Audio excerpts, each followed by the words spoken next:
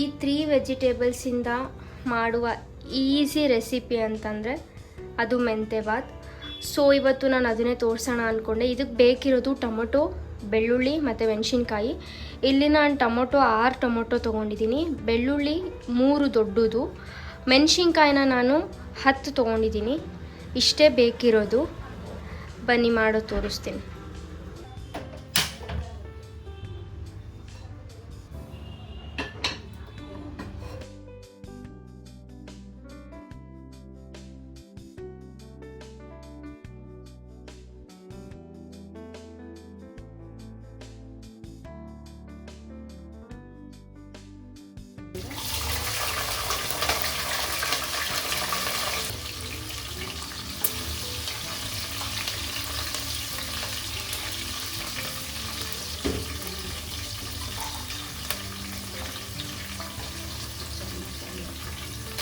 ಕಾಣಿಸ್ತಿದ್ಯಾ? ಬೆಳ್ಳುಳ್ಳಿ ಇಷ್ಟ ಆಗಿದ್ರೆ ಸಾಕು, ಜಾಸ್ತಿ ಅದು ರೋಸ್ಟ್ ಆಗಬಾರ್ದು. ಇವಾಗ ಟೊಮೊಟೊ ಹಾಕ್ತಿದ್ದೇನೆ.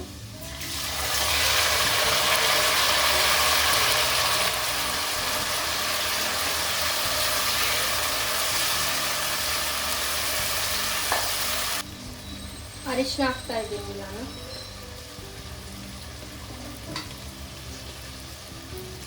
ಇದು ಮೆಂತೆ ಪೌಡರ್, ಇದೇ ಮೇನ್ ಇಂಗ್ರೀಡಿಯೆಂಟು. ಇದು ಹೆಂಗೆ ಮಾಡ್ಕೊಳ್ಳೋದು ಅಂತ ಹೇಳ್ಬಿಟ್ಟು ನಾನು ಡಿಸ್ಕ್ರಿಪ್ಷನ್ ಬಾಕ್ಸಲ್ಲಿ ಹಾಕಿರ್ತೀನಿ. ಹೇಳ್ಬೇಕು ಅಂತಂದರೆ ಮೆಂತೆ ಮತ್ತು ಜೀರಿಗೆನ ಹುರ್ಕೊಂಡು ಪೌಡರ್ ಮಾಡ್ಕೋಬೇಕು. 7 ಮೆಂಬರ್ಸ್ ಇದ್ದೀವಿ, ಸೊ ಇಲ್ಲಿ ನಾನು 4 ಸ್ಪೂನ್ಸ್ ಹಾಕ್ತಾಯಿದ್ದೀನಿ.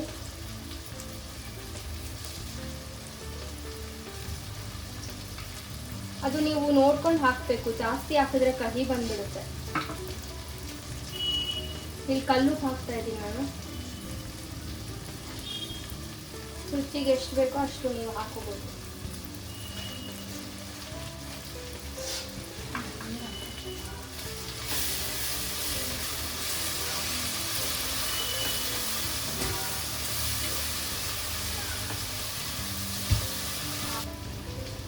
ನೀರು ಹಾಕ್ತಾ ಇದ್ದೀನಿ.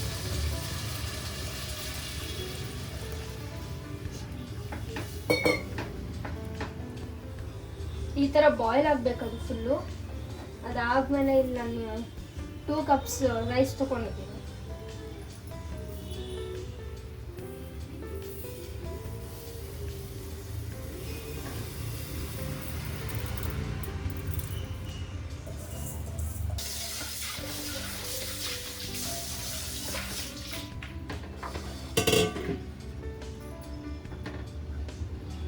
ಸೊ ಇವಾಗ ಫುಲ್ಲು ಬಾಯ್ಲ್ ಆಗಿದೆ.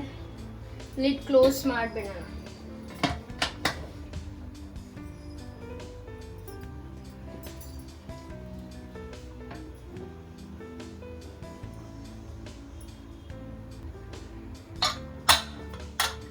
ಇದು 2 ವಿಷಲ್ಸ್ ಆದ್ಮೇಲೆ ರೆಡಿ ಆಗುತ್ತೆ.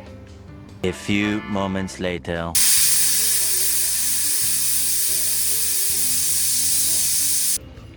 ಇದು ಫುಲ್ಲು ಆರಿದೆ.